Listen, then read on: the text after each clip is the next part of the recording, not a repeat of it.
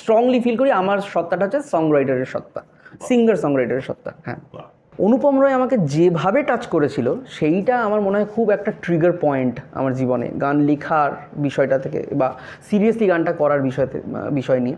কোনো official mail এখনও অবধি নেই যে ওরা আমাকে মেল করে ইনভাইট করেছে যে তুমি মির্চি মিউজিক অ্যাওয়ার্ডে তোমার গান নমিনেটেড হয়েছে বা তুমি মির্চি মিউজিক অ্যাওয়ার্ড পেয়েছো, সেটা আমার কাছে নেই। তখন আমার ইট ক্রসড 300 গান তুমি লিখে ফেলেছো এখন আরো বেশি। এখন তাহলে ওটা নিয়ারলি 500 তো বটে না, 500 নয়। তারপর থেকে আমার গান লেখার কি বলে মানে অনেক কমিয়ে দিয়েছি গান লেখা। আমার প্রথম দিকের গানগুলো নিয়ে আমি খুব পজিটিভ, তাই সেই গানগুলো সত্যি কোনোদিন গাওয়াই হয় না। হ্যাঁ, মানে আমার মনে হয় যে গান তৈরি করাটা না কেউ কোনোদিন শিখিয়ে দিতে পারে না।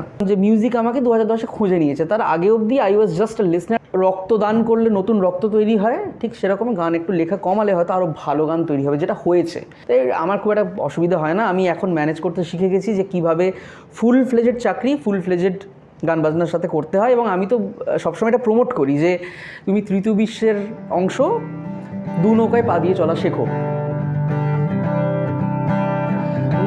ভালোবাসার বৃষ্টি ফোঁটা আমায় নাড়া দিল, আকাল সন্ধ্যের ইচ্ছেগুলো আজকে ভাষা পেল। নমস্কার, আরেকবার চলে এলাম গান পিয়নের পডকাস্ট অনুষ্ঠান গান পাগলে। আজকে আমাদের সাথে আছেন অত্যন্ত ভার্সেটাইল একজন শিল্পী, মিস্টার আকিব হায়াত। আকিবের ভার্সেটিলিটি নিয়ে আমরা কথা বলবো। একাধারে কম্পোজার, সংরাইটার, নিজে গান এবং নিজের গানই উনি মূলত গান। তো আকিব, কেমন লাগছে আজকে এই অনুষ্ঠানে এসে? কেমন আছো বলো? ভালো আছি। আমি তোমার গানের বড় ফ্যান, আমি প্রচুর গান তোমার শুনছি। এখন বর্তমানে যবে থেকে তোমার সাথে আলাপ হয়েছে তারপর থেকে আরো খুঁজে খুঁজে বের করে প্রচুর গান শুনছি এবং সত্যি খুব বড় ফ্যান। কয়েকটা গান অসাধারণ, আমরা শুনবো সেগুলো। নিশ্চয়ই। তো তোমাকে প্রথমেই একটা প্রশ্ন করি, যেটা আমাদের সকল শ্রোতাদের একটা প্রশ্ন থাকে জেনারেলি, যে একজন কম্পোজার, লিরিসিস্ট এবং সংরাইটার, এর মধ্যে কি কোনো তফাৎ আছে, না মোটামুটি যে গান কম্পোজ করতে পারে সেই লিরিক্স লিখতে পারে, বা সংরাইটার এবং লিরিসিস্টের মধ্যে কোনো তফাৎ আছে কিনা, এটা যদি একটু বিশদে বলো। খুব ইন্টারেস্টিং একটা question, and I am glad that you asked me this question. কারণ এই ধরনের প্রশ্ন নিয়ে সবাই তো আসে না, এবং সবাই এগুলো নিয়ে খুব একটা জানেও না বা জানতে চায়ও না। হ্যাঁ, অবশ্যই একটা ডিফারেন্স তো আছেই। একজন সংরাইটার, একজন কম্পোজার এবং লিরিসিস্টের মধ্যে যে বেসিক ডিফারেন্স, সেটা হচ্ছে যে লিরিসিস্ট সে একজন, বলা চলে সে একজন কবি সমতুল্য। সে গানটা লেখে, সে জিনিসটাকে লিপিবদ্ধ করে। তার মাথায় যে সবসময় যে সুর থাকবে তার কোনো মানে নেই। ধরে নাও যে তার মাথায় সুর নেই, সে একটা কবিতা লিখছে, কবিতার মতো করে একটা গান লিখছে। যে কম্পোজার, সে সুরটা তৈরি করে, যে টিউনটা যে আমরা শুনি, যে গানের একটা সুর সে তৈরি করে। আর সং রাইটার মানে কিন্তু সে কম্পোজার আর লিরিসিস্টের অ্যামালগামেশন। ইটস লাইক সে গানের কথা এবং সুর একসাথে লিখছে। আচ্ছা, তুমি বলছো সংরাইটার যে কারেক্ট, তার মাথায় সুরটাও খেলছে, একসঙ্গে সুরটাকেও সে এগিয়ে নিয়ে যাচ্ছে, মোস্টলি একসঙ্গে। এবং সং রাইটিং শব্দটা মানে শুধু গান লেখা, মানে শুধুমাত্র লিরিক লেখা নয়। সং রাইটার মানে হচ্ছে সে সুর এবং কথা একসাথে লিখছে। আচ্ছা, সো সুরও লেখা যায়, সুর এবং কথা লেখাটাকে সং রাইটিং বলে। সো এটাই ডিফারেন্স, যে লিরিসিস্ট সে শুধু লিখবে, মানে সে শুধু লিখবে, সে সুর লিখবে না, সে শুধু কথা লিখবে। কম্পোজার, আমি সহজ করে গোদাভাবে বললে, সে একটি কবিতা লিখে ফেললো আর কি, বা কাইন্ড অফ। মানে হ্যাঁ, ঠিক, তার কাছে ওটা কবিতা, সেটা হয়তো পরে গান। একদম তাই। যে সুর করে সে কম্পোজার, সে সুরটা করছে, সে কথার কথা তখন ভাবছে না। সে একটা ভাবনা মাথায় ঠিকই আছে, কিন্তু সে কোনো লিরিক ভেবে সে সুরটা করছে না। কিন্তু সং রাইটার কিন্তু লেখা এবং সুর একসাথে লিখছে। তার মানে কম্পোজার এবং লিরিসিস্ট দুজনে মিলে সং রাইটার, হ্যাঁ বলা চলে। আবার এবার এটা শুনে অনেকে মনে করতে পারে তাহলে তো সং রাইটার সুপিরিয়র হয়ে গেল, লিরিসিস্ট বা কম্পোজার। একদমই তা নয়। এটা তিনটে আলাদা ধরন। এবং আমিও কখনো অ্যাজ আ শুধু লিরিক রাইটারের মতো গান লিখেছি, পরে সুর দিয়েছি। সুতরাং সেই মুহূর্তে আমি অ্যাকচুয়ালি লিরিসিস্ট হয়ে গেছি, আবার কম্পোজার হয়ে গেছি। তবে আমি স্ট্রংলি ফিল করি আমার সত্তাটা হচ্ছে সং রাইটারের সত্তা, সিঙ্গার সং রাইটারের সত্তা। হ্যাঁ, দারুণ। তোমার এই মানে যে নিজে থেকে, আমরা একটু আগে আলোচনা করছিলাম, তোমার স্বকীয়ভাবে গান লেখাটা চলে আসে এবং মাথায় একটা সুর চলে আসে, এটা তোমার এখন পার্ট অফ ইওর লাইফ হয়ে গেছে। আমরা যেরকম সকালবেলা উঠে অফিস যাই, যেরকম আমরা রাত্রেবেলা ঘুমোই বা অন্যান্য দৈনন্দিন কাজ করি, তোমার কাছে গান লেখা বা সুর দেওয়া, এবং তুমি একের পর এক গান লিখে যাচ্ছ এবং সুর দিয়ে যাচ্ছ, এবং প্রত্যেকটি অসাধারণ। এই যে ভ্যারিয়েশন, এই যে এত ভ্যারিয়েশন নিয়ে তুমি কাজ করছো, এটা এখন মানে তোমার মধ্যে ইমবাইবড হয়ে গেছে, কিন্তু এটা শুরুটা কি করে হয়েছিল যদি আমাদের বল? এটা শুরু হয়েছিল 2010-এ একটা কাকতালীয়ভাবে। 2010-এ আমি মাধ্যমিক পাশ করি এবং তখন সেই বছরে অটোগ্রাফ রিলিজ করেছিল, এবং আমাদের জীবনে প্রথম একজন নতুন সিঙ্গার সংরাইটারের গান আমরা শুনতে পেলাম, সেটা অনুপম রয়। অনুপম রয়ের আমাকে আমার মতো থাকতে দাও প্রথমবার আমরা শুনলাম, এবং সেই গানটা আমাকে প্রচণ্ডভাবে নাড়া দিয়েছিল। এবং আমি জানি না ঠিক কেন, আমি গলা ছেড়ে ছেড়ে গাইতাম, সঙ্গীত বাংলায় গানটা চলতো। আমার খুঁজে দেখলাম যে উনি গানটা লিখেছেন, সুর করেছেন এবং গেয়েছেন। সেই বিষয়টাও আমাকে খুব ইন্ট্রিগ করলো যে বাহ, নিজের কথা নিজের সুর। যদিও বা তার আগে রূপম ইসলাম বা আমার ইন্সপিরেশন রূপম ইসলাম এবং আমার ইন্সপিরেশন অঞ্জন দত্ত, তারা করতেন, বা কবির সুমন করেছেন, আরও অনেক সিঙ্গার সংরাইটাররা করেছেন। অনুপম রয় আমাকে যেভাবে টাচ করেছিল, সেইটা আমার মনে হয় খুব একটা ট্রিগার পয়েন্ট আমার জীবনে, গান লেখার বিষয়টা থেকে বা সিরিয়াসলি গানটা করার বিষয় নিয়ে। তারপরে 1 বছর পর আমার দাদার বিয়ে ছিল। সেই দাদার বিয়েতে ওরা একটু মিউজিশিয়ান এনেছিল এবং সবাইকে বলছিল যে ফ্যামিলির লোকদের যে তোমরা গান টান গাও। এবং এই ঘটনাটা বলছি, এই ঘটনা সেদিন আমি একটা গান গেয়েছিলাম, আমাকে আমার মতো গেয়েছিলাম, এবং পাড়ার সবাই এবং আমার ফ্যামিলির সবাই প্রথমবার জানলো যে আমি গান গাইতে পারি।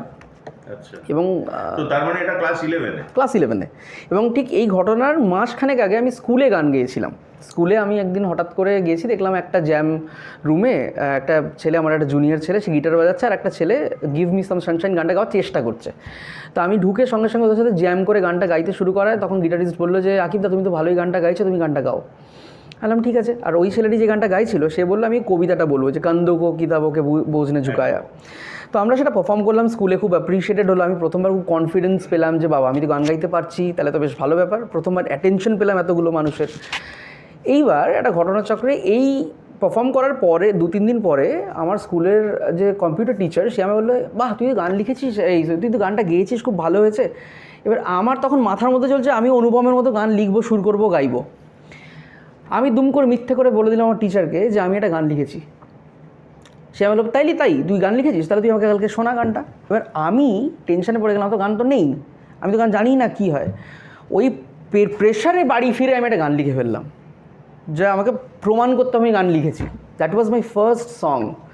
গানটার নাম ছিল বর্ষার জলে, এবং সেটা দুম করে আর ছাদে ঘুরতে ঘুরতে তৈরি করে ফেলা গান। এটা ক্লাস 11-এর কথা। এবং তারপরে গিয়ে যখন গানটা শোনালাম আমার স্কুলের বন্ধুবান্ধব বা আমার টিচারদের, তখন ওরা খুব অ্যাপ্রিসিয়েট করলো, বললো যে বাহ, তুই গান লিখতে পারিস, তুই তো মানে এরকম। তো তুমি তো শুধু লিখলে না, সুরও দিলাম। ওই যে অনুপমের ওটা চলছিল, অনুপম দার গাইবো আমি নিজে, ঠিক আমি গাইলাম। এবং তারপরে আমার স্কুলের আরও কিছুদিন পরে বোধহয় আরেকটা অনুষ্ঠান হয়েছিল, সেখানে আমি স্কুল নিয়ে একটা গান লিখলাম, দলছুট বলে। সেই গানটাও স্কুলে সবাই খুব অ্যাপ্রিসিয়েট করলো। এবার আমি দেখলাম আমার জুনিয়ররা এসে বলছে আকিবদা, তোমার ওই গানের ওই জায়গাটা খুব ভালো হয়েছে। আমি দেখছি যে যেটা আমি সৃষ্টি করলাম, যেটার আমি স্রষ্টা, এটা এর আগে কোনো রেফারেন্স নেই গানটার, এটা আমি সৃষ্টি করলাম। তখন আমি অদ্ভুত একটা আমার মনে হয় মানসিক স্তরে পৌঁছালাম ওই ঘটনার পরে। এবং তারপরে আস্তে আস্তে নিজেকে বোধহয় নার্চার করলাম, বা একটা অদ্ভুত অ্যাডিক্টেড হয়ে গেলাম গান তৈরি করার প্রতি। যে কোনো সিচুয়েশান নিয়ে গান লিখতে চাইতাম, যে আচ্ছা আমার বাড়ির দরজার বাইরে যে যা দেখতে পাচ্ছি আমি সেগুলোকে গানে বলার চেষ্টা করি। আমার মা আমাকে বকেছে, সেইটাকে একটা গানে বলার চেষ্টা করি। বা আমি দুঃখ পাচ্ছি কোনো কারণে, সেটাকে গানে বলার চেষ্টা করি। এই অ্যাডিকশানটা আমাকে এমনভাবে গ্রাস করলো যে সেটা আমি স্টিল দ্যাট অ্যাডিক্টেড। আমি এখনও আমি যদি আমাকে কেউ এখানে 1 ঘন্টা বসিয়ে দেয়, আমি বসে বসে হয়তো এই ঘরের বিষয়ে কোনো একটা গান আমি লিখে ফেলে তবে ঘর থেকে বেরোবো।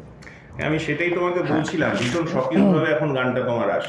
আমার মনে হয় যে আমি আমার জীবনের যাপনটা করি, তারই একটা এক্সটেন্ডেড পার্ট হচ্ছে আমার গান লেখা বা কম্পোজ করাটা। ঠিক, আমাদের খিদে পায়, ঘুম পায়, তোমার একদম ঠিক, আমার গান পায়, একদম সত্যি কথা। যে ওটা যেমন আমাকে কেউ শিখিয়ে দেয়নি যে খিদে পেলে কী করতে হয়, আমার মনে হয় আমাকে এখন কেউ শিখিয়ে দেয় না যে কোনো রকম অনুভূতি হলে কি করতে হয়। আমি জানি আমার গান লিখতে হয়।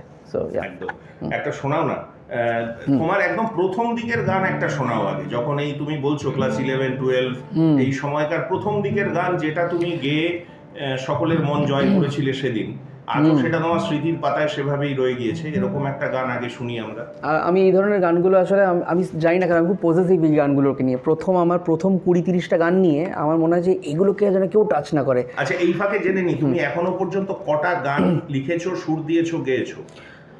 আমি লাস্ট 2023-এ এটা গুনতে বসেছিলাম, তখন আমার ইট ক্রস 300। 300 গান তুমি লিখে ফেলেছো এখন আরো বেশি। 2023-এ। এখন তাহলে ওটা নিয়ারলি 500 তো বটে। না, 500 নয়। তারপর থেকে আমার গান লেখার কি বলে মানে অনেক কমিয়ে দিয়েছি গান লেখা, এবং সেটা খুব সাবলীলভাবে কমেছে। তার একটা খুব হেলদি কারণ আছে, সেটা আমি আসছি। মিনিমাম 350 তো বটেই, 350-400 কাছাকাছি হবে। আমি তারপরে শুনে নি গান, তারপর ওই আলোচনায় শিওর। তবে আমি যেটা বলছিলাম যে আমার প্রথম দিকের গানগুলো নিয়ে আমি খুব পজিটিভ, তাই সেই গানগুলো সত্যি কোনোদিন গাওয়াই হয় না।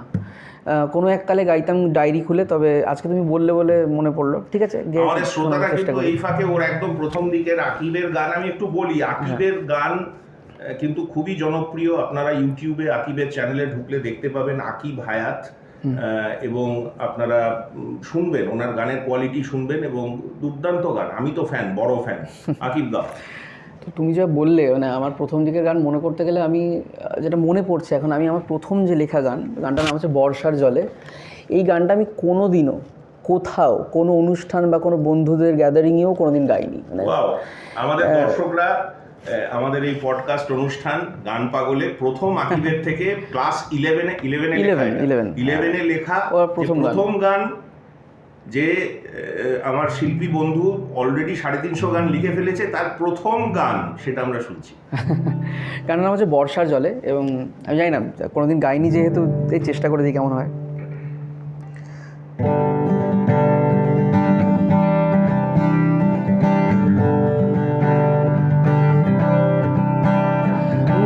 ভালোবাসার বৃষ্টি ফোঁটা আমায় নাড়া দিল,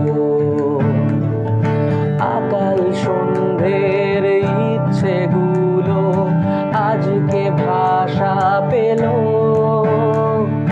ভালোবাসার বৃষ্টি ফোঁটা আমায় নাড়া দিল,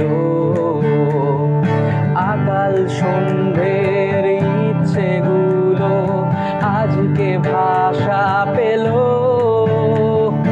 বর্ষার জলে আমি আজ ভিজতে চাইছি অঝোরে, নীরবতার সে বাঁধন আজ ভাঙতে চাইছি সজোরে।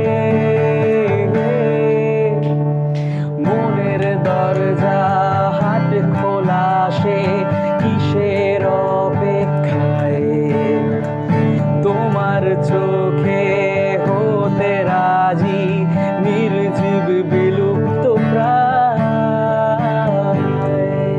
Thank you so much. অসাধারণ। Thank you. এই গানটা আসলে এখন মনে পড়ছে যে আমি তো প্রেমের গান খুব একটা লিখি না বলতে গেলে, মানে সরাসরি প্রেমের গান। এখন তোমার সামনে এই গানটা গেয়ে আমার মনে হচ্ছে এই গানটা তো গাইতেই পারি। মানে এটাকে এত প্রোটেক্টিভভাবে, মানে প্রোটেক্টিভ বাবার মতো আগলে রাখার কোনো কারণ, এটাকে মানুষের সামনে যেতে দেওয়া যায় আর কি। এটার তোমার যে গানের কথা এবং তার যে কম্পোজিশন বা তুমি যে সুর দিয়েছো, এটা খুব অদ্ভুত সুন্দরভাবে যাচ্ছে আর কি। Thank you so much. এটা আমার দেখে তুমি ক্লাস 11-এ এটা সৃষ্টি করেছিলে। হ্যাঁ, হ্যাটস অফ টু ইউ। এইভাবেই বোধহয় শিল্পীরা গান তৈরি করে অ্যাকচুয়ালি। হ্যাঁ, মানে আমার মনে হয় যে গান তৈরি করাটা না কেউ কোনোদিন শিখিয়ে দিতে পারে না। ঠিক, এটা হয়তো কোনো না কোনোভাবে, হ্যাঁ, মানে গান পাওয়ার ব্যাপারটা, এবং সেটা হয়তো ট্রিগার করে কোনো একটা জায়গায় কোনো একটা অন্য শিল্পী বা কোনো একটা জীবনের, ব্যক্তিগত জীবনের কিছু ঘা খাওয়া। মানে আমরা তো ব্যক্তিগত জীবনে ঘা খেয়ে একটা অন্য মানুষ হয়ে যাই। একটা lighter side of the thing বলি, ঘা তো আমিও জীবনে অনেক খেয়েছি, কিন্তু আমি লিখতে গিয়ে সে মানে সে কেলেঙ্কারি কাণ্ড হয়েছে। হ্যাঁ, মানে সেগুলোর পাতে দেওয়ার যোগ্য না, সেটা সবার দ্বারা হয় না, আমি সেটাই বলছি। হ্যাঁ, তবে আমার মনে হয় যে মাধ্যমগুলো আলাদা আলাদা হলে, আমার জন্য হয়তো মিউজিক আমাকে চুজ করিনি। তাই আমার মনে হয় যে আমি মিউজিককে চুজ করিনি, এটা আমার বরাবর মনে হয়, এবং আমি খুব মনে প্রাণে বিশ্বাস করি। আমি যদি মিউজিককে চুজ করতাম তাহলে আমাকে ছোটোবেলা থেকে গানের স্কুলে যেতাম, গান লেখা শিখতাম, গান অনেক বেশি চর্চা করতাম, সেগুলো কোনো দিনই হয়নি। তাই আমার মনে হয় যে আমি মিউজিককে চুজ করিনি, মিউজিক আমাকে চুজ করে নিয়েছে। এখানে বলে রাখি, আকিব কিন্তু আমাদের যেটা কনভেনশনাল গান শেখা, বা নাড়া বেঁধে কারোর কাছে গুরুর কাছে গান শেখা, সেটা এখনো পর্যন্ত আকিব করেনি, তাই তো? না, সেটা আমার করার সুযোগ হয়নি বা আমার করা হয়নি। সুযোগ হয়নি। ও সেই ক্লাস 11 থেকে গান লেখা, সুর দেওয়া এতেই বুঁদ হয়ে আছে এবং এই নিয়ে ও এগিয়ে চলেছে এবং ও আস্তে আস্তে আস্তে আস্তে আস্তে অনেক ওপরের দিকে চলে যাচ্ছে। কিন্তু ওর যেটা কাজ ও করে যাচ্ছে, এটাই কথা। ও কিন্তু দাদাগিরিতে পার্টিসিপেট করেছে, ও কিন্তু দিদি নাম্বার 1-এ পার্টিসিপেট করেছে, ও জি মিউজিক অ্যাওয়ার্ড, ওটা কি পেয়েছিল? ওটা মির্চি মিউজিক অ্যাওয়ার্ড।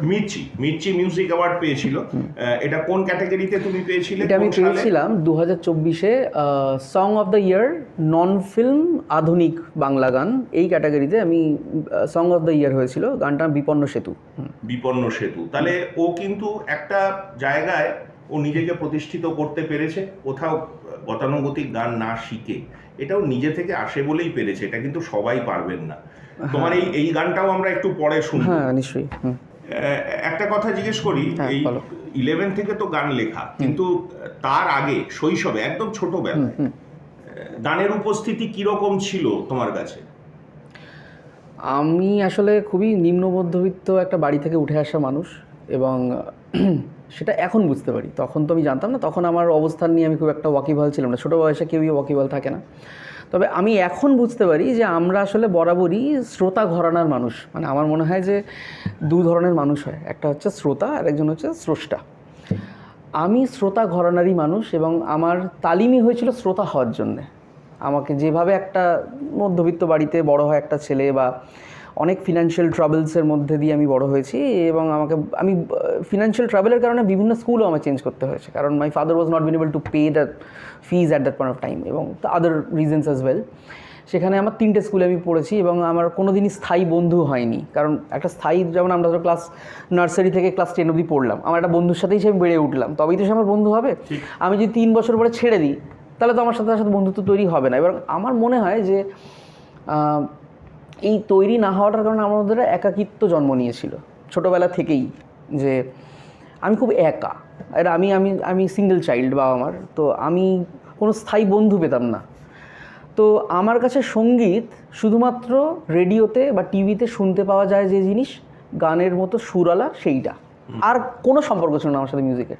আমার বাড়িতে ম্যাক্সিমাম হতো নচিকেতার ক্যাসেট আসতো, মোহাম্মদ রফি, কিশোর কুমার, লতা মঙ্গেশকরের গান আসতো। এগুলো কে শুনতেন তো? মা বাবা। রেডিওতে চলছে সারাক্ষণ গান, তো সবাই পছন্দ করে। সেই রকমভাবে গানের সঙ্গে আমি তো খুবই ছিলাম।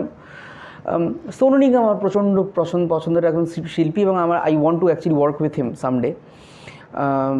উনি আমাকে প্রচণ্ড ইনফ্লুয়েন্স করেন। এত সুরেলে একটা মানুষ, পলকো কে লেকে সায়ে, এত ভালো সুর। মানে আমি মনে হয় যে আমি যদি কিছু হতে চাইতে এরমভাবে গান গাইতে চাই, যদি কোনোদিন হয়। আন্তাক্ষরীতে গান গাইতাম। আমার সঙ্গে সঙ্গীতের সম্পর্ক ওইটুকুই ছিল। যতজন যে সম্পর্ক যে কোনো শ্রোতার একটা গানের সাথে থাকে, ততটুকুই সম্পর্ক আমার সঙ্গীতের সাথে ছিল। তবে ওই যে বললাম যে মিউজিক আমাকে 2010-এ খুঁজে নিয়েছে। তার আগে অবধি I was just a listener, and I was not even expose to Bangla rock. আমি জানতাম না, রূপম ইসলামকে আমি তখন চিনতাম না, এবং আমি শুনিনি তখন। হয়তো এই প্রসঙ্গে তোমায় জিজ্ঞেস করি, তোমার বেড়ে ওঠা কোথায়, কোন শহরে? আমার বেড়ে ওঠা কলকাতায়। কলকাতার বেহালা ঠাকুরপুকুরে। আমি সেখানে এখনো থাকি। তুমি ওখানেই তোমার স্কুলিং? আমার স্কুলিং প্রথমে ওরিয়েন্টে স্কুলে বলে একটা স্কুল ছিল, সেটা বেহালাতেই। এবং তারপরে একটি টার্ময়েলের কারণে আমি ক্লাস 5-6 আমাকে চলে যেতে হয় শান্তিনিকেতনে। সেখানে আমি নবলানন্দে পড়েছি 2 বছর, এবং তারপরে আমি কলকাতা যখন ফিরে এলাম 2 বছর পর, তখন আমি আলিপুর গার্লস অ্যান্ড বয়েজ থেকে মাধ্যমিক এবং উচ্চ মাধ্যমিক দিলাম। তার মানে এই যে ক্লাস 11-এ তোমার যে গানের জগতে প্রবেশ করা, সেটা ওই Alipur girls and boys school থেকে। হ্যাঁ, এবং যেটা বলছিলাম যে আমি যেহেতু গান নিয়ে চর্চা করার কোনো কারণ বা কোনো ইনফ্লুয়েন্স কিছুই ছিল না আমার জীবনে। গানটা শুধু শোনার জিনিস এরকম ছিল, করার জিনিস নয়। বা যদি হয় করার জিনিস, সেটা আন্তাক্ষরী, তার বেশি নয়। তো এইটাই, মানে গান আমার কাছে ওই জায়গাতেই ছিল। বাট ওই যে গান আমাকে 2010-এ খুঁজে নিল নিজে, আমাকে বললো যে you have to now be with me. তো এইটা তুমি খুব সুন্দরভাবে উপস্থাপন করলে। একটা জিনিস আমাকে বলো, তোমার একটু আগে আমরা আলোচনা যখন করছিলাম, তুমি কটা গান লিখেছো, তুমি বললে যে আমি 2023 অব্দি আমি হিসেব করে দেখেছি 300 মতো গান লিখেছি, সুর দিয়েছি। তারপরে আমি বললাম সেই প্রোগ্রেশনে যদি আমরা যাই 25 অব্দি নিশ্চয়ই তুমি 500টা 500, লিখে হ্যাঁ। ফেলেছো, কিন্তু তুমি বললে না, এখানে একটা ব্যাপার আছে যে আমি কিন্তু 500টা লিখিনি, আমি হয়তো খুব বেশি হলে আগামী গত 2 বছরে 50টা গানই লিখেছি, 50-60টা ম্যাক্সিমাম। 50-60টা লিখেছি। তা এই যে হঠাৎ করে তোমার গান লেখাটা কমে যাওয়ার কারণ কি? এই ফ্রিকোয়েন্সিটা কমে যাওয়ার কারণটা কিন্তু অ্যাকচুয়ালি বাই উইল আমি এটা করেছি, মানে এমন নয় যে আমার গান পাচ্ছে না। আচ্ছা, এটা দুটো কারণ আছে। একটা রাগের কারণ আছে, সেটা হচ্ছে যে আমি বছরে 30টা গান লিখছি, রিলিজ করতে পারছি মাত্র 5টা। এটা আমার নিজের প্রতি ক্ষোভ, সিস্টেমের প্রতি একটা ক্ষোভ, যে এমন একটা কাজ করছি যার কোনো ইনফ্রাস্ট্রাকচার নেই, মানে কোনো প্রডিউসার নেই, ঠিক, কোনো মিউজিক ভিডিও করে আমি কোনো ওটা রিটার্ন পাওয়ার জায়গা নেই। ঠিক। এবং আমি মিউজিক ভিডিও ভীষণ রকম করতে পছন্দ করি, তুমি আমার কাজ দেখলে বুঝতে পারো আমি প্রচণ্ড আমি দেখেছি। সিনেম্যাটিকভাবে শ্যুট করতে Absolutely. পছন্দ করি, and I don't give a I don't compromise on that. Top class video তুমি বানাও। এবার- দর্শকদের আবারও বলছি, আকিব হায়াত চ্যানেলে AKIBHYAT, না, HAYAT, I am very sorry, Akib Hayat চ্যানেলে আপনারা দেখতে পাবেন। ওর গানগুলো তো আছে, সাথে মিউজিক ভিডিও আছে। এবার এই যে গান তৈরি করছি 30টা গান, রিলিজ হচ্ছে 5টা বা আরও কম, তাতে করে কি হচ্ছে যে শ্রোতার কাছে গানটা যখন পৌঁছাচ্ছে তখন দেখা যাচ্ছে সেটা আমার অলরেডি 3 বছর আগের আমি, ওটা তখন আমি আর নয়। ঠিক। তাহলে কি হচ্ছে, আমার সাথে দর্শকের একটা সংযোগ বিচ্ছেদ হয়ে যাচ্ছে। সে যখন আমার 2022-এর লেখা গান শুনছে, সে মনে করছে আচ্ছা তাহলে আকিব 2025-এ, সেটা তো নয়, আমি অলরেডি এগিয়ে গেছি। আরও 22-এ তুমি সেটা ছিল, 22-এ ছিলাম, বা আরও আগের যদি গান রিলিজ করি সেটা তখন ছিলাম, কিন্তু সে যখন শুনছে তার কাছে আমার তখনকার প্রেজেন্ট, সেটা কিন্তু নয়।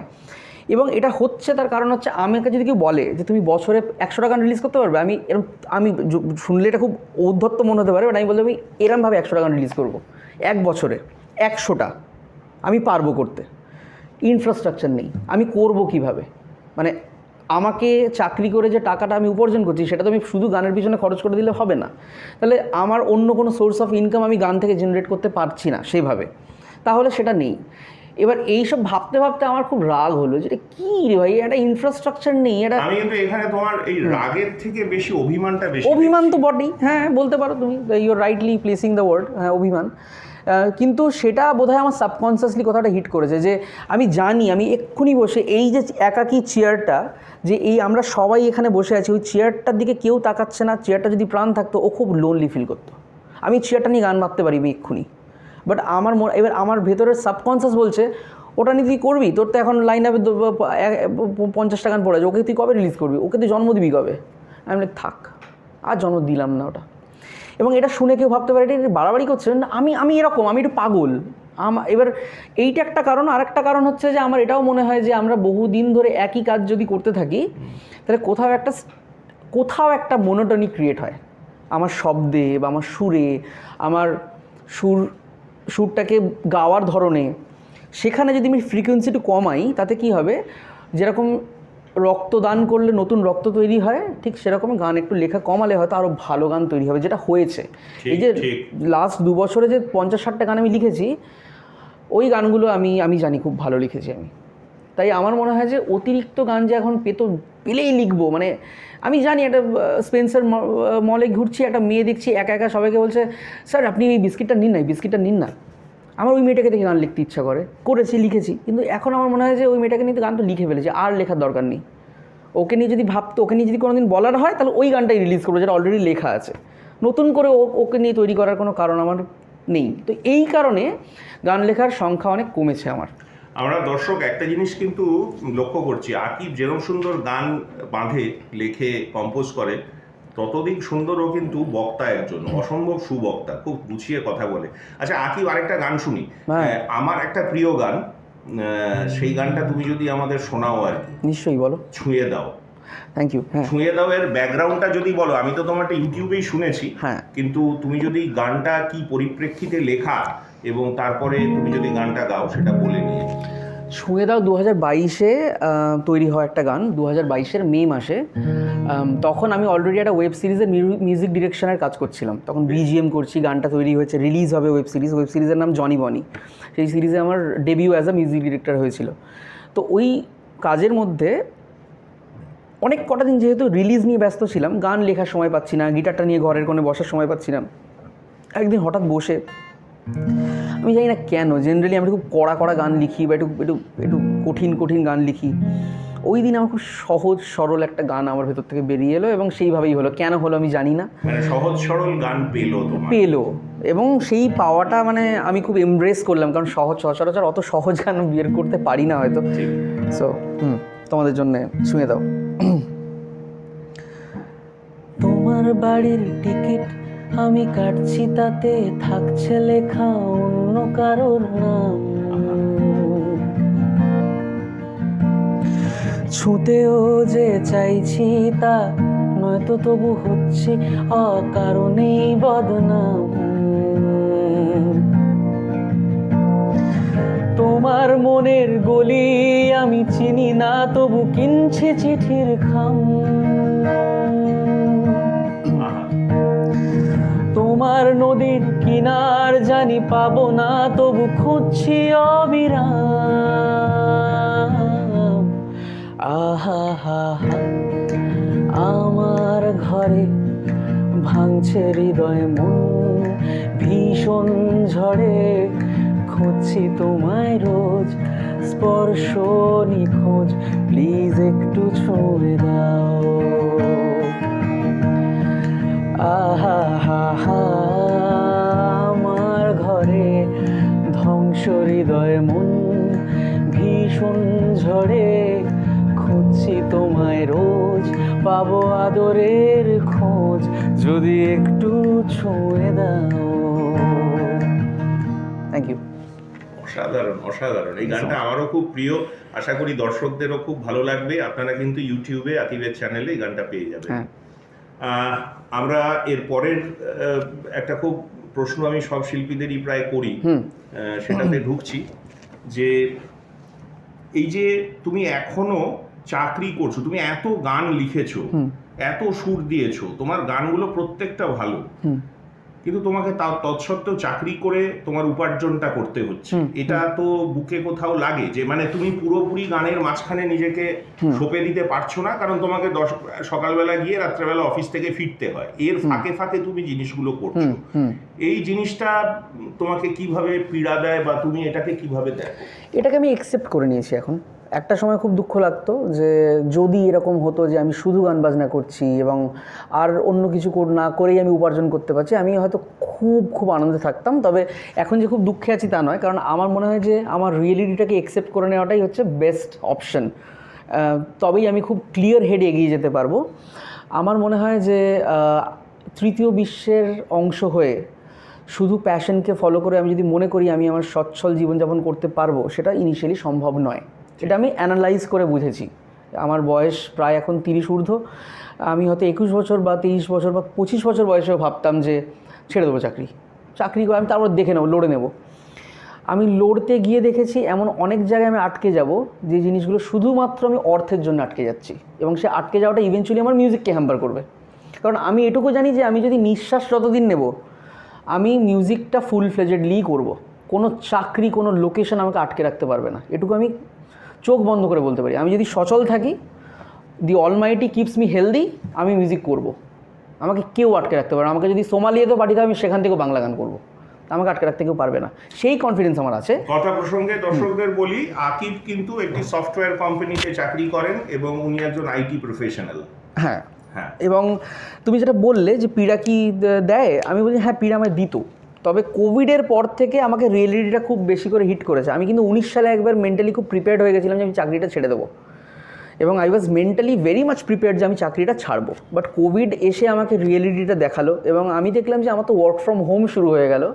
I did not have to go to office, আমি বাড়ি থেকে চাকরি করতে পারছি। অনেক সিচুয়েশনটা আইটি সেক্টরে পুরো পাল্টে গেল, এবং সেটা আমাকে অনেক সময় দিল গান বাজনাটাকে আরও বাড়িতে বসে মানে সেটাকে যাপন করার আর কি, নার্চার করার। তো তারপর থেকে আমি ওটাকে এমব্রেস করে নিয়েছি যে চাকরি এবং গান বাজনা আমার জীবনে একসাথেই হবে। হ্যাঁ, হয়তো 1000টা রেফারেন্স আমি পাবো না যে আমার মতো আরও 10 জন করছে বা 100 জন করছে। How does it matter? আমি যদি ভালো সাঁতার কাটতে জানি, তাহলে আমি একা সাঁতরে পেরোতে পারবো। আর যদি ভালো সাঁতার কাটতে না পারি, তাহলে আমি 100 জনের সাথে সাঁতার কাটলে ডুবে যাব।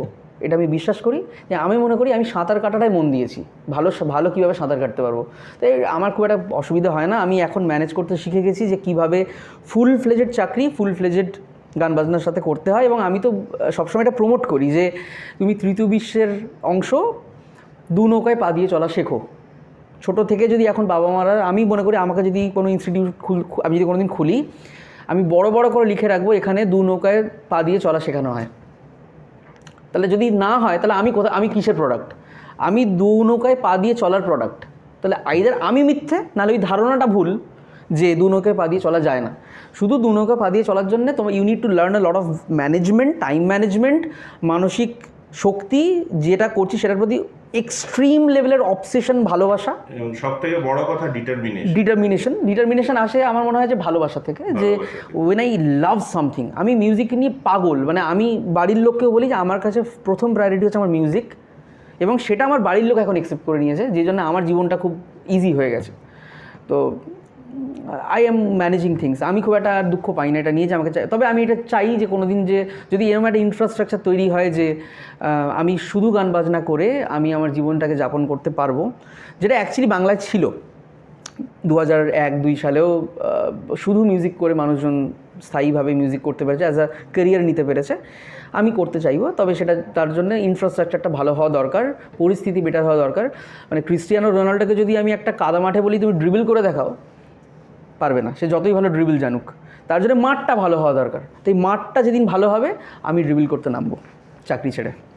তাহলে এই গান লিখতে লিখতে এবং গান গাইতে গাইতে সুর দিতে দিতে একটা সময় 2024-এ বললে তুমি মির্চি মিউজিক অ্যাওয়ার্ড পেলে। তো এই গল্পটা একটু শুনি আমরা। মির্চির মিউজিক অ্যাওয়ার্ডটা না খুব, এটা মানে আমি I did not even know যে আমার গানটা কে নমিনেশনে পাঠিয়েছে। ওরা কীভাবে নমিনেশনে গেছে আমি জানি না। আমার কাছে কোনো অফিসিয়াল মেল এখনও অবধি নেই যে ওরা আমাকে মেল করে ইনভাইট করেছে যে তুমি মির্চি মিউজিক অ্যাওয়ার্ডে তোমার গান নমিনেটেড হয়েছে বা তুমি মির্চি মিউজিক অ্যাওয়ার্ড পেয়েছো, সেটা আমার কাছে নেই। সেটা কেন নেই সেটা আমি জানি না, কিন্তু এটা আমি জানি যে আমি নমিনেশন কীভাবে হয়েছিল, কীভাবে আমার গান সিলেক্টেড হলো, আমি জানি না এসব। তবে এটুকু শুধু তোমার কি এই গানটা তার আগে রিলিজ অন এয়ার, হ্যাঁ 2023-এর মার্চ মাসে গানটা অলরেডি রিলিজ। বিপন্ন সেতু শুনবো আমরা। হ্যাঁ নিশ্চয়ই। তারপরে তো বিপন্ন সেতু রিলিজ করলো এবং মিউজিক ভিডিও ফরম্যাটে প্রচুর মানুষ গানটা খুব পছন্দ করেছিল এবং ভিডিওটা খুব ভালোবাসা পেয়েছিল মানুষের। আমি খুব খেটে ভিডিওটা অনেকগুলো লোকেশন মিলিয়ে বানিয়েছিলাম, খুবই সিনেম্যাটিক একটা ভিডিও। আচ্ছা, ভিডিও ডাইরেকশনই কি তুমি? হ্যাঁ আমি করি। সাংঘাতিক ক্যাপাবিলিটি ছেলেটির। না আমার মনে হয় যে আমার শিল্পটা আমি সবথেকে ভালো মানে ডিফাইন করতে পারবো, তো এই আর কি।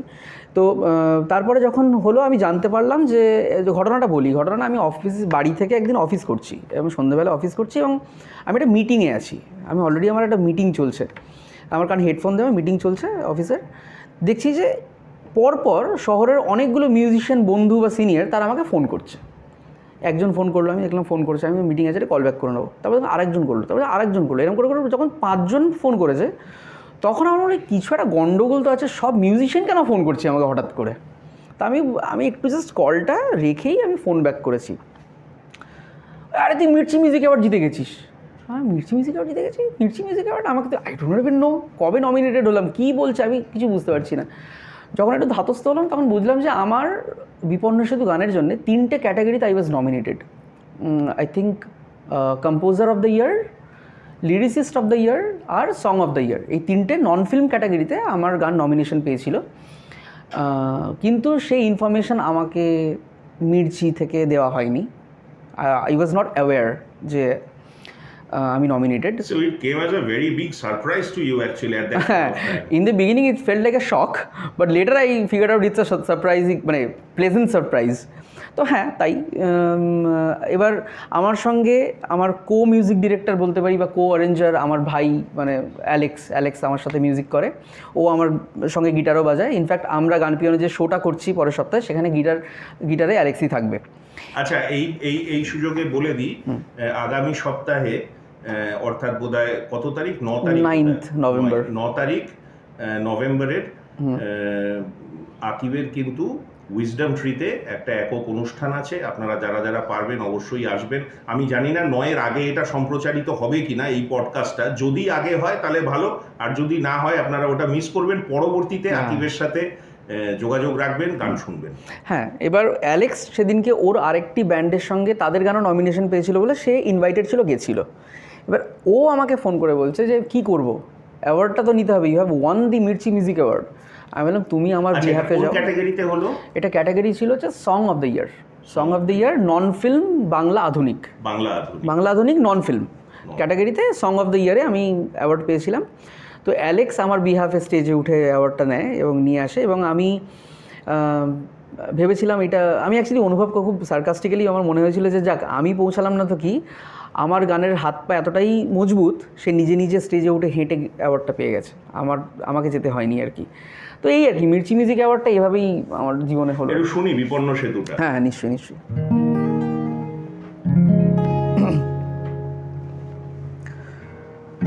অর্ধেক কথাই বলতে পারিনি, আমার কথাও কেউ শুনতে চায়নি, সময় হারিয়ে যাচ্ছে আরো দূরে, আমিও কোনো ঘড়ি খুঁজতে চাইনি,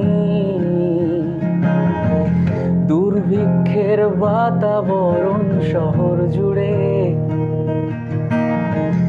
আমিও বা খুঁজছি কই খাদ্য কণা, কাঁচ গলি দিয়ে আসে অন্ধকার, আমিও চাইছি না আলোর দর্পণা, না না না।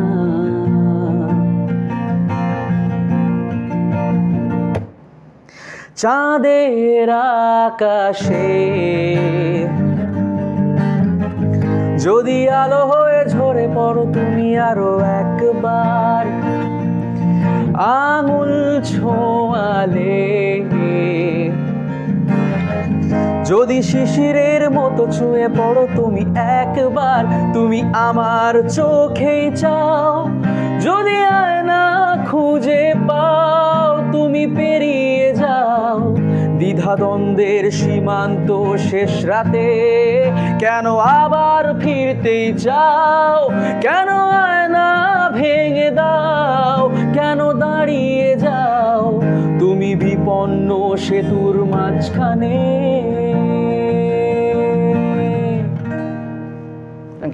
অসাধারণ। আমার শুনতে শুনতে একটা কথা মনে হচ্ছিল, তুমি এই যে গানটা কম্পোজ করেছো, লিখেছো, গাইলে, খুব ভালোবেসে এটাকে গাইলে এবং খুব শ্রুতিমধুর, খুব সুন্দর গানটা। আজকের দিনে বহু শিল্পীরা কিন্তু নানা রকম টেকনিক্যাল জিনিস ইউজ করে, মানে যেগুলো দিয়ে গানটাকে যদি সুর না বসে সেগুলো, এটা জাস্ট আমার জানার ইচ্ছে হলো বলে তোমার সাথে আলোচনা করছি, যদি সুর কোথাও যদি কোনো ফ্ল থাকে সেটা দিয়ে সেটাকে কারেকশন করা হয়, হ্যাঁ, মানে ইলেকট্রনিক্যালি, তো সেই ব্যাপারে তোমার কি অভিজ্ঞতা, তুমি কি সেগুলো ইউজ করো বা এগুলো সম্পর্কে তুমি কি বলবে? দেখো, আমার মনে হয় যে টেকনিক্যাল যদি কোনো নতুনত্ব কিছু আসে সেটাকে এমব্রেস করাটাই মানুষের ধর্ম, এবং সেটাকে আমি খারাপ হিসেবে ধরি না। তবে হ্যাঁ, একটা মানুষ একেবারেই মানে স্কেল ছেড়ে হয়তো ZP স্কেলে গান গাইছে, তাকে ধরে টেনে এনে স্কেলে বসিয়ে দেওয়াটা আমার কোনো যুক্তিসঙ্গত বলে মনে হয় না, সেটা খুব আনএথিক্যাল মনে হয়।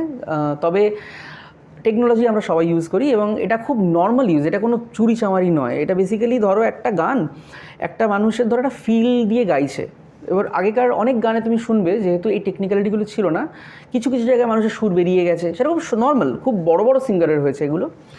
এখন যেটা হয় সেটাকে অটো টিউন অনেকে বলে, আমি বলি এটাকে পিচ করা। মানে আমাদের তো একটা পিচ আছে, মানে ধরো সারেগামা পাধানিসা, এই পিচগুলো, এই যে নোটগুলো হিট করার হয়তো হাফ আ নোট এদিকে বেরিয়ে আছে, এদিকে আছে সামান্য বেরিয়ে, কিন্তু ফিল্ড অ্যাকিউরেট।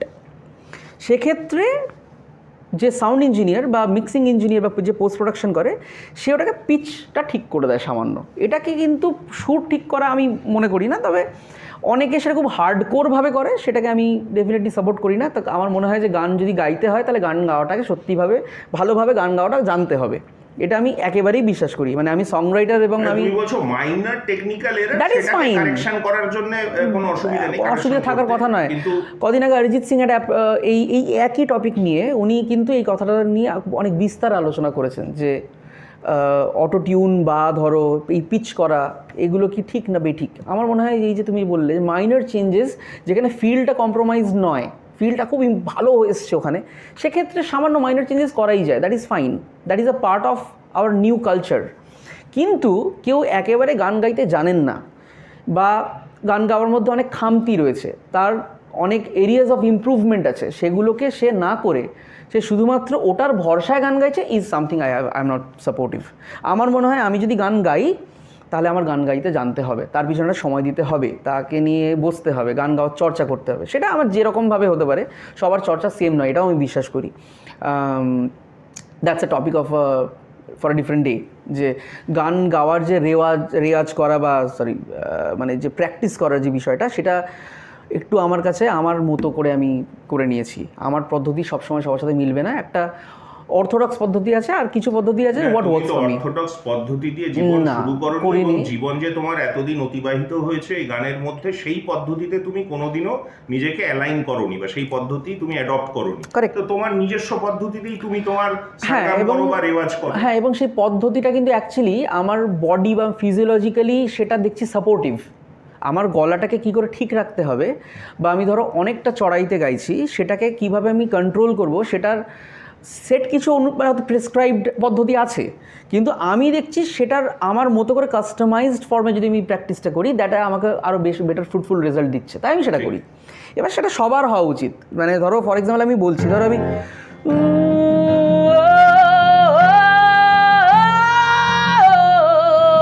এই যে আমি গলায় চড়াইতে উঠলাম, এটা খুব সাবলীলভাবে করলাম। এই প্র্যাকটিসটা কিন্তু আমি কিভাবে করেছি, সেটা আমার নিজস্ব একটা পদ্ধতি আছে, এটার একটা অর্থোডক্স বুকিশ পদ্ধতি আছে বা শেখার ব্যাপার আছে। আমি সেটা ফলো করতে পারি না, বা করার সুযোগ হয়নি। আমি আমার মতো করে পন্থাগুলো বেছে নিয়েছি। ঠিক যেরকম বলে না, মহেন্দ্র সিং ধোনির যে ক্যাচিং টেকনিক, সেটা একদমই অর্থোডক্স নয়, but it is effective. So আমার এটাই মনে হয় যে এটা আমার জন্য যেটা ইফেক্টিভ সেটা আমি করি। সো আমার এটা বিশ্বাস করি যে তুমি যে কথা সূত্র ধরেই কথাটা এলো, সেটা হচ্ছে যে টেকনিক্যালি সামান্য minor changes I can do, but আমি যদি সত্যি সত্যি গান মনে করি যে আমি মানুষের সামনে এসে গাইবো, লেখা সুর অন্য জিনিস, তাহলে আমাকে ভালো গান গাওয়ার চেষ্টা করতে হবে, বা সেটাকে নিয়ে সময় দিতে হবে, শিখতে হবে। এবার সেই শেখা নিজের সঙ্গেও হতে পারে, বা কোনো গুরুর কাছে গিয়ে হতে পারে। বেশ। ক্লাস 11-এর পর যখন তোমার গান বাজনা রীতিমতো শুরু হয়ে গেল, কজন মেয়ে তারপর থেকে আজ পর্যন্ত প্রেমে পড়েছে তোমার গান শুনে?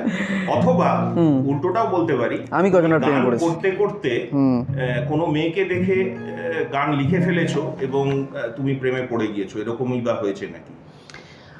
হ্যাঁ, হয়েছে, তো বহুবার হয়েছে এই ঘটনা। এবং আমার মনে হয় শিল্পীরা এরকম একটা ব্যথা পাওয়ার ছুতো খোঁজে, যে ব্যথা পেলে তবেই তো গান বেরিয়ে আসে। যদি এটা খুব প্রচলিত শব্দ, আমি খুব একটা বিশ্বাস করি না এই জিনিসে, তবে আমি কিন্তু অনেকবার ছ্যাঁকা খেয়ে গান লিখেছি আর কি। এবং আমার যেন কেন জানি মনে হয় আমার মানে দুর্গাপুজো সবসময় আমার প্রেম ভাঙার সময় আর কি। বহুবার আমার দুর্গাপুজোয় আমি ল্যাং খেয়েছি, দুর্গাপুজোয় বহুবার আমি একদম মানে ব্রেকআপ হয়ে গেছে, এবং তার পরিপ্রেক্ষিতে গান এসছে। হয়েছে আমার জীবনে, এই জিনিস হয়েছে বহুবার। এবং আমি খুব দুঃখটাকে মনে হয় উদযাপন করতে ভালোবাসি, এবং দুঃখ পেলে আমার মানে মধ্যে একটা আলাদা স্পৃহা জেগে উঠেছে। এইবারে 6-10টা গান বেরোবে, যেটা একদম মানে র। তা তোমার সেরকম যেটাতে তুমি খুব বেশি ধাক্কা খেয়েছিলে প্রেমে, এরকম একটা ধাক্কার পরে যে গানটা লিখেছিলে, যদি শোনাও আমাদের। শোনাতে পারি। এই গানটাও হয়তো খুব একটা কেন, কোনোদিনই বোধহয় 1-2বার হয়তো হার্ডলি মানুষের সামনে গিয়েছি। কোন সালে লেখা? মানে এটা কি ওই 11-12 না আরো অনেক পরে, 17-তে। শুনি। পড়ছে বৃষ্টি পড়ুক, জমছে যত জল জমতে দাও, নামছে শরীর বেয়ে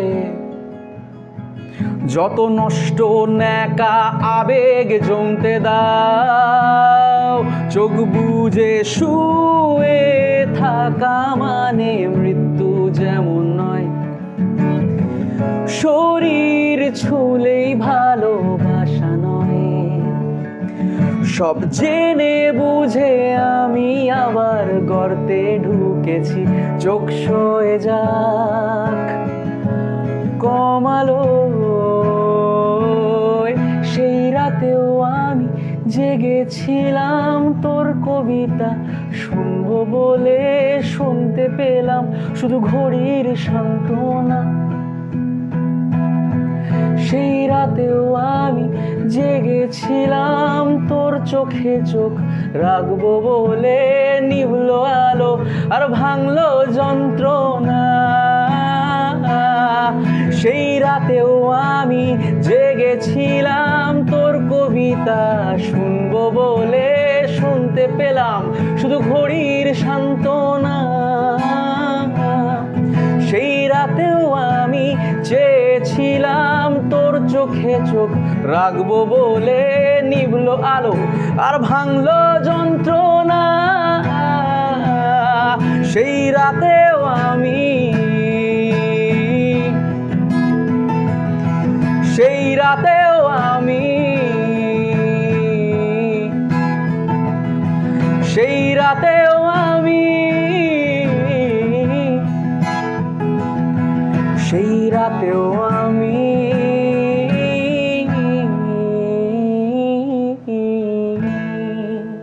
থ্যাংক ইউ। অপূর্ব অপূর্ব অপূর্ব, অসাধারণ। Thank you.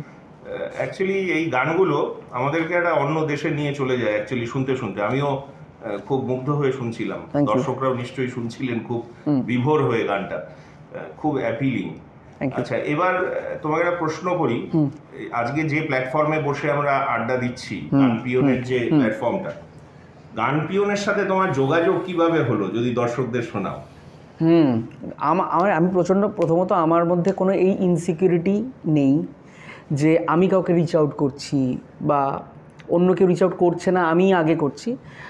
আমি যখন প্রথম সোশ্যাল মিডিয়াতে দেখলাম যে গানপিয়ন বলে এরকম একটা প্ল্যাটফর্ম রয়েছে যারা এখনকার সিঙ্গার সংরাইটার বলো বা সিঙ্গার বা পারফর্মারদেরকে একটা প্ল্যাটফর্ম দেওয়ার চেষ্টা করছে, আমি খুব এক্সাইটেড ফিল করলাম। আমার প্রাইমারি রিয়াকশন ছিল আই ওয়াজ ভেরি এক্সাইটেড যে oh this is a fresh breeze, যেটা অনেক দিন ধরে এই দমকা হাওয়াটা আসছিল না। আমি এত এক্সাইটেড হয়ে গেলাম, আমি প্রথমেই তোমাকে এবং বিপ্রদাকে খুঁজে বার করলাম যে এদের ফাউন্ডারকে, এদের সাথে কে জড়িত। আমি সঙ্গে সঙ্গে তোমাকে এবং বিপ্রদাকে ফ্রেন্ড রিকোয়েস্ট পাঠালাম এবং আমি বললাম যে আমি একজন সংরাইটার। এবং আমি আবার বলছি, এই কথাটা হয়তো অন্য কেউ শুনলে বলতে পারবে বাবা এই নিজে থেকে রিচ আউট করলে এত ডেসপারেট। না, আমার কোনো ডেসপারেসি ফিল হয়নি, আমি খুব এক্সাইটেড হয়ে আমি নিজে থেকে কন্ট্যাক্ট করেছি। সেটা দর্শকদের বলাই বাহুল্য, ওর সাথে প্রথম যেদিন আমাদের কথা হচ্ছে কোনো সময় মানে আমাদের সেটা মনে হয়নি, এবং এতটাই মাটির মানুষ আকিব, সেটা আপনারা কথা শুনেও বুঝতে পারছেন, আর আমরা তো ওর সাথে একদম রেগুলারলি এখন মিশছি, আমরা সেটা বুঝতে পারছি। এবং আমি দুজনকেই রিচ আউট করলাম, গানপিয়নের ব্যাপারে আরও জানলাম, যে দেখলাম যে হ্যাঁ মানে ওরা যে ধরনের শো বা পডকাস্ট অ্যারেঞ্জ করছে সেটার মধ্যে একটা টাচ অফ ফিনেস আছে, যেটা সচরাচর আমি কিন্তু অন্যান্য অনেক প্ল্যাটফর্মের ক্ষেত্রে দেখতে পাই না, অনেকের ক্ষেত্রে, আবার অনেকের ক্ষেত্রে দেখতেও পাই। সেটা আমাকে খুব অ্যাপিল করলো এবং আমি দেখলাম যে আমি বিপ্রদার সাথে কথা বললাম এবং দেখা করলাম। দেখা করে আমার বিপ্রদাকে ভীষণ ভালো লেগেছিল। আমার মধ্যে একটা রিডার আছে, আমি হিউম্যান রিড করতে খুব ভালোবাসি, কারণ ছোটোবেলায় খুব ইন্ট্রোভার্ট ছিলাম, তো একা একা থাকতাম, খুব অবজার্ভ করতাম মানুষকে, তো আমার মধ্যে একটা রিডার আছে। আমি রিড করে দেখলাম যে লোকটা ভালো, লোকটা মন্দ লোক নয়। তো তারপরে তোমার সাথে আলাপ হলো, আমার তোমার ক্ষেত্রে তাই মনে হয়েছে। এবং আমার দেখলাম গানপিয়ন আমার মতো আরও অনেক আর্টিস্টের পাশে এসে দাঁড়িয়েছে, বা রাদার আমি বলবো একটা প্ল্যাটফর্ম দিচ্ছে। পাশে এসে দাঁড়ানো তো আবার সেই একটু ক্লিশেড শোনায়, বাট তাদেরকে একটা প্ল্যাটফর্ম দেওয়ার চেষ্টা করছে, তারা তাদের মতো করে করছে, এবং আই রিয়েলি অ্যাপ্রিসিয়েট দ্যাট। আমার মনে হয় যে আমার মতো আরও 100টা আর্টিস্ট যদি এই প্ল্যাটফর্মের সাথে একসাথে জড়িয়ে পড়ে, we can do something together. ঠিক, আমি এটা ধরেই তোমাকে পরের প্রশ্নটা রাখছি। গানপিয়ন কি করছে দর্শকরা এতদিনে জানে, তুমি তো জানোই। তুমি একটুখানি আমাদেরকে যদি বলো, আর কোনো তোমার যদি সাজেশন থাকে যে এই জিনিসগুলো করলে গানপিয়ন আরো ভালো করতে পারবে, আজকের দিনে যারা শিল্পী, উঠতি শিল্পী, তুমি যেটা বললে সংরাইটার, কম্পোজার এবং মিউজিশিয়ানস অ্যাজ আ হোল, আর কি করলে আরো ভালো হতে পারে, তোমার কোনো সাজেশন আছে? দেখো, আমি মনে করি তোমরা যেটা করছো সেটা ফ্যান্টাস্টিক। মানে সেখানে আমার ক্রিটিসিজম করার তো দূরের কথা, আমার মনে হয় যে এক বিন্দু ক্রিটিসিজম মনের মধ্যে আসাটাও একটা মানে ইটস রং অফ মি। তবে আমার মনে হয় যে এরিয়াজ অফ ইমপ্রুভমেন্ট সবসময় সব সেক্টরে থাকে। আমার মনে হয় যে তোমরা যেটা করছো সেটাকে যদি কনস্ট্যান্টলি করে যাওয়া যায়, that is itself a good step going forward. And আরও ফিল্ট্রেশন মানে ধরো একটা প্লেয়ার বহুদিন ধরে রঞ্জি খেলছে, তাকে যে ভারত মানে দেশের হয়ে রিপ্রেজেন্ট করতে হবে তার জন্য একটা সিলেকশন কমিটি আছে, তারা দেখছে, রোজ প্লেয়ার খেলছে দেখছে, এবং আউট অফ 100 মেবি 10 জন ইন্ডিয়া টিমে চান্স পেলো বা আরও কম, তাহলে একটা ফিল্ট্রেশন প্রসেস আছে।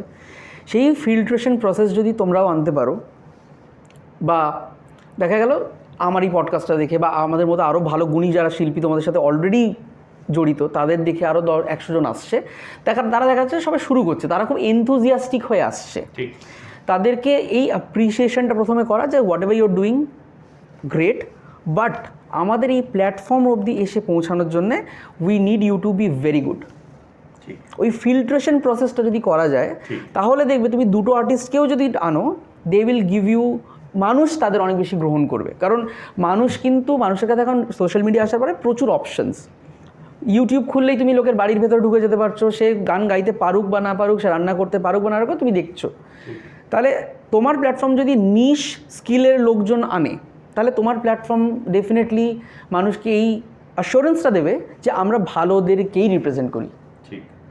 তো আমার মনে হয় এটা সত্যি খুব ভালো একটা সাজেশন। হ্যাঁ, তো তাতে করে কি হবে, মানুষের মধ্যে একটা বিশ্বাস তৈরি হবে যে এটা অ্যাজ আ ব্র্যান্ড, কারেক্ট, এটা গানপিয়ন, তাহলে তো ভালো হবেই, মানে যাওয়াই আছে প্রোগ্রামে, শুনতে যাওয়াই আছে, দেখতে যাওয়াই আছে। কারেক্ট। এবং এটা মানে এই নয় যে যারা এই মুহূর্তে গানপিয়নের সাথে জড়িত হতে পারছে না তারা ভালো নয়। আমার মনে হয় there in the process of becoming something there should be threshold, যে এইটা টাচ করলে you are onboarded, but before that one second go and do your homework. সেটা আমিও হতে পারি। তুমি ধরো আমাকে বললে যে তোমার গান খুব ভালো, বাট এই পার্টিকুলার জিনিসটা আমরা এই মাসের জন্য থ্রেশহোল্ড রেখেছি, তুমি এটাকে মিট করছো না, I want you to work on it, come back. Fantastic. So yeah, খুব সহজভাবে বুঝিয়ে বললো আকিব। আরেকটা গান শুনি, আর ভীষণ মানে তোমার গানগুলো শুনছি তো, আমি গান শোনাতে ভীষণ ভালোবাসি। আরেকটা গান শুনি। গান শোনার পরে আমরা প্রায় শেষের দিকে চলে এসেছি, আমরা লাস্টে একটা প্রশ্ন উত্তরের একটা পালা করি, বা র্যাপিড ফায়ার যেটাকে ইংরেজিতে বলে, তো সেটা করে যদি সময় থাকে আরেকটা গান শুনে তারপর শেষ করবো। তো আপাতত মনটা গান করছে, তোমারও গান পাচ্ছে, তো তোমার গান পাওয়া, আমার গান শোনার ইচ্ছে নিয়ে একটা গান। হ্যাঁ, এই গানটা যেটা গাইবো এটাও একদম মানে বছর 2-3 আগে লেখা, খুব একটা কোনোদিনই গাওয়া হয় না। গানটা খুব অদ্ভুত একটা গান। একটা ধরো হাইপোথেটিক্যাল সিচুয়েশন, যে আমাদের কোনো একটা অজ্ঞাত জায়গায়, কোনো একটা গুদাম ঘরে, যেখানে আগেকার দিনের ভিলেনরা হিরোদের নায়িকাদের বন্দি করে রাখতো, সেরকম একটা গুদাম ঘরে আমাকে কেউ বন্দি করে রেখেছে। তারা জম্বি, তারা বন্ধ করে কেন রেখেছে জানি, কোনো হয়তো অ্যাপোক্যালিপস হয়েছে, কিছুটা হয়েছে, এবার আমি বন্ধ করেছি। এবার আমি বিকেলবেলা ভাবছি যে কালকে আমাকে এরা না মেরে ফেলবে, আমাকে পালাতে হবে এখান থেকে। এবার সেটা খুব মজার একটা সিচুয়েশন হচ্ছে, এবার আমি কী করবো বুঝতে পারছি না, এবং সেই সিচুয়েশন ভাবতে ভাবতে বিড়ি ধরিয়েছি। এবার এই বিড়ি ধরানো অবস্থায় গানটা শুরু হচ্ছে। যদি আমি বিড়ি খাই না, সিগারেটও খাই না, জমিরা আটকে রেখেছে গুদাম ঘরের চারিদিকে, দেখছি অন্ধকার, কি হবে, পালাবো কোথা দিয়ে পালাবো। ওই তো দূরে একটা দরজা, সামনে সিঁড়ি, চারিদিক প্রতিকূল অন্ধকার, তুমি থেকো, দেব ধাক্কা, জোরে খুলবে বন্ধ দ্বার, চারিদিক প্রতিকূল অন্ধকার, তুমি থেকো, দেব ধাক্কা, খুলবে বন্ধ দ্বার। সাপের খেলায় সিঁড়ি নেই তো বিড়ি, তাই তো জ্বালছি অন্ধকারে, আধমরা শরীর নাকি আধমরা মন খুঁজছি প্রতি রাতে, চারিদিক প্রতিকূল অন্ধকার,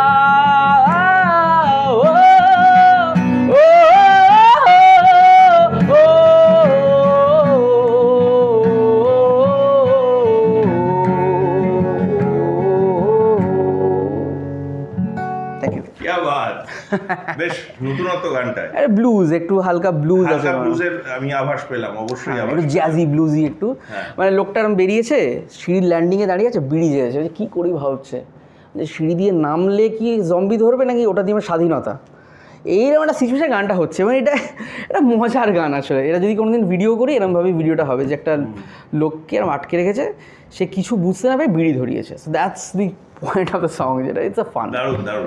এই যে চিন্তা করার যে একটা অদ্ভুত ক্ষমতা তোমার, এটা সত্যি বাহবাযোগ্য। এই চিন্তাগুলো না করলে গানগুলো তৈরিও হতো না। এবং এই গান তো শুধু মানে তুমি যেটা করো আর কি, তুমি গান লেখো এবং সেটা সুর দাও, তো এই যে টোটাল ব্যাপারটা একসাথে মাথায় আসে, এটা একটা ভগবান প্রদত্ত জিনিস। হ্যাঁ, আমার মনে হয় যে আমি ছোটোবেলা থেকে তো খুবই ইম্যাজিনেটিভ, খুব। মানে আমার এরকম চিন্তা হয় যে আচ্ছা পিঁপড়েরা যে চিনি মাথায় নিয়ে যায়, এদিকে তো বিক্রি করে, কত দামে বিক্রি করে, তাহলে পিঁপড়েগুলোর মধ্যে বড় লোক কে, তাদের কিরম দেখতে হতে পারে, ওটা মাঝখানে এসে কী আলোচনা করে। এটা কিন্তু আমাদের ছেলেবেলায়, দর্শকদের বলি, এটা কিন্তু আমাদের ছেলেবেলাতেও আমরা সবসময় ভেবেছি, না এখনো আমরা ভাবি যে পিঁপড়েরা কি করে, সামনে সুর দুটো নেড়ে নেড়ে কি যেন আলোচনা করে যখন দুটো। আমি অ্যাকচুয়ালি কমেন্ট্রি করি, পিঁপড়েগুলো আছে, যাচ্ছ, হ্যাঁ ওখানে চলো, ঠিক আছে আমি এগোচ্ছি, এরকম একটা বলে বেরিয়ে গেল পিঁপড়ে।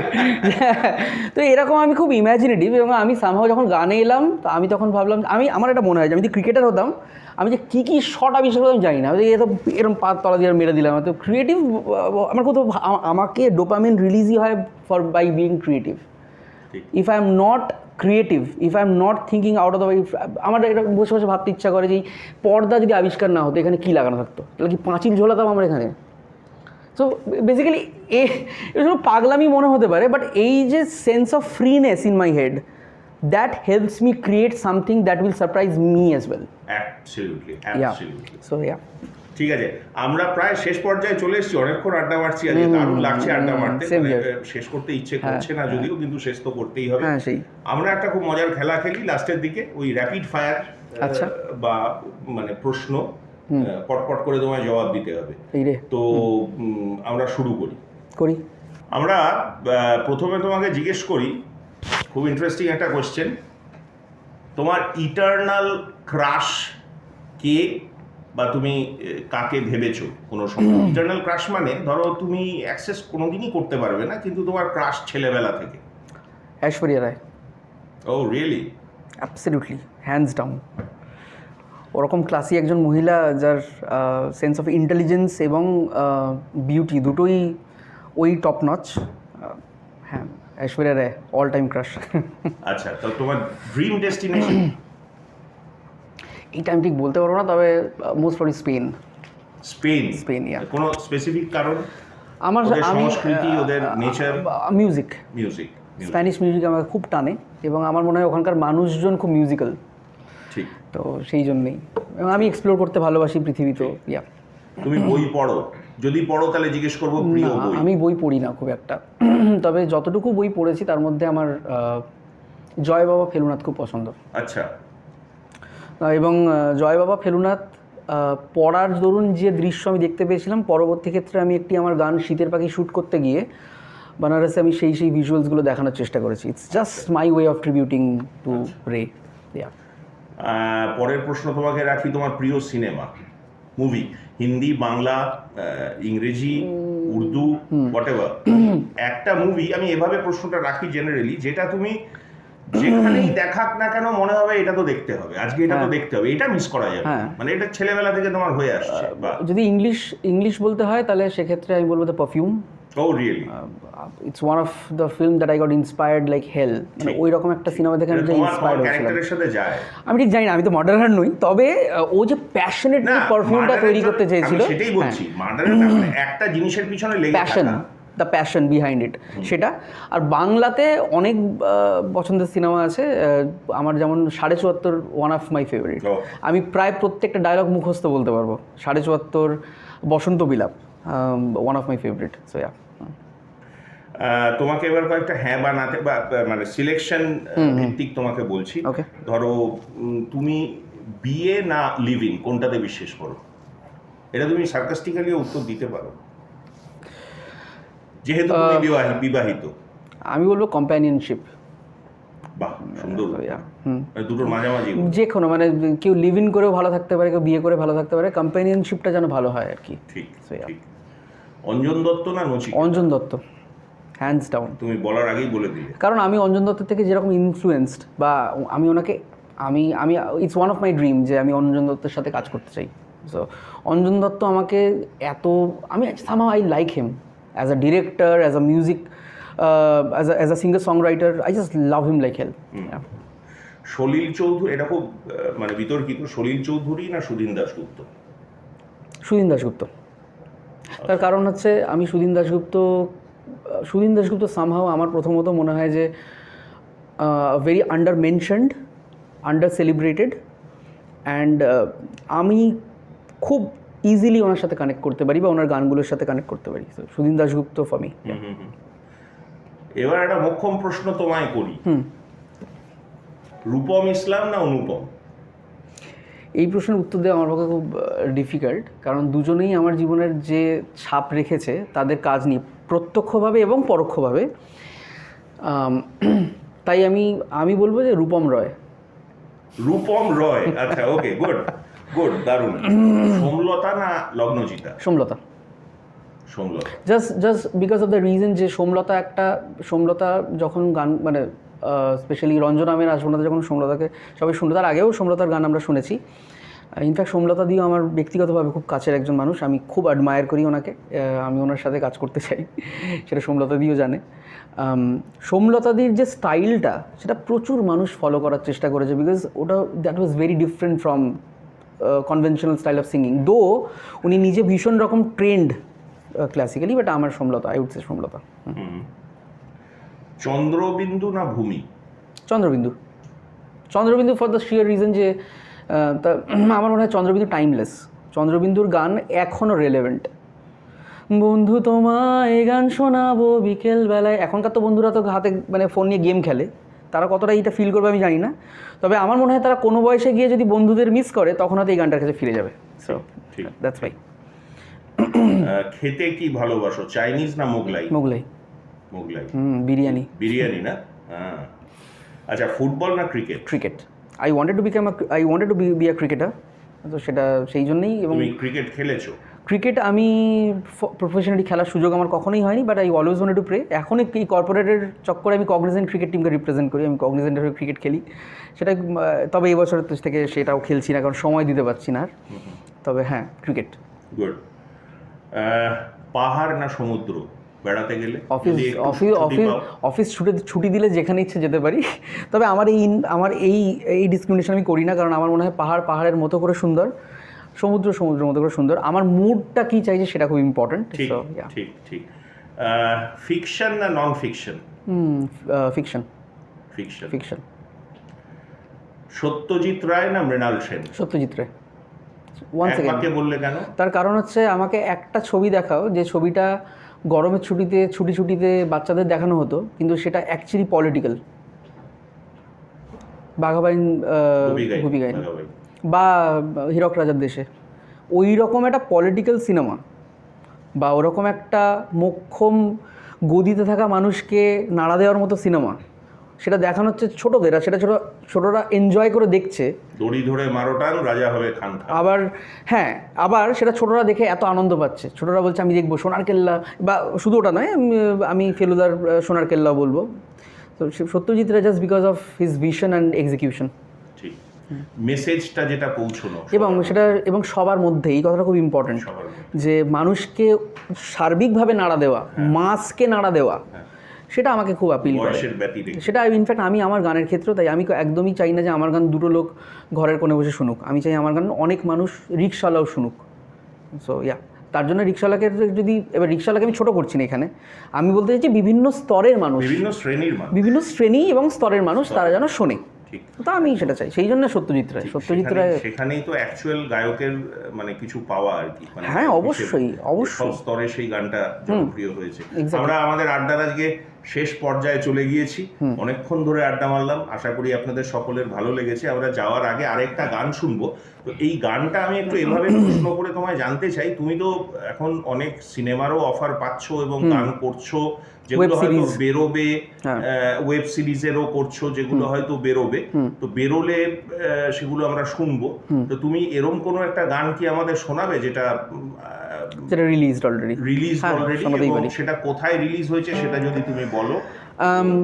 জনি বনি বলে একটি ওয়েব সিরিজ আমি অ্যাজ আ মিউজিক ডিরেক্টর কাজ করলাম 2022-23 নাগাদ।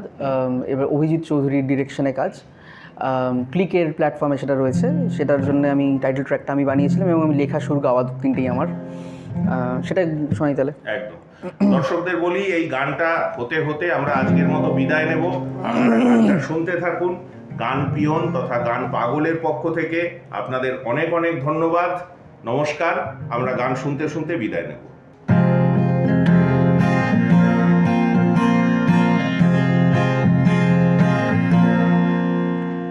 ভাগ্যচক্র ঘুরে যাবে, সকাল হওয়ার আগে কেটে যাবে দৈন্য দশা শনি। সঠিক দাবার চালে শেষ দানে কিস্তিমাত এসে গেছে জনি আর বনি।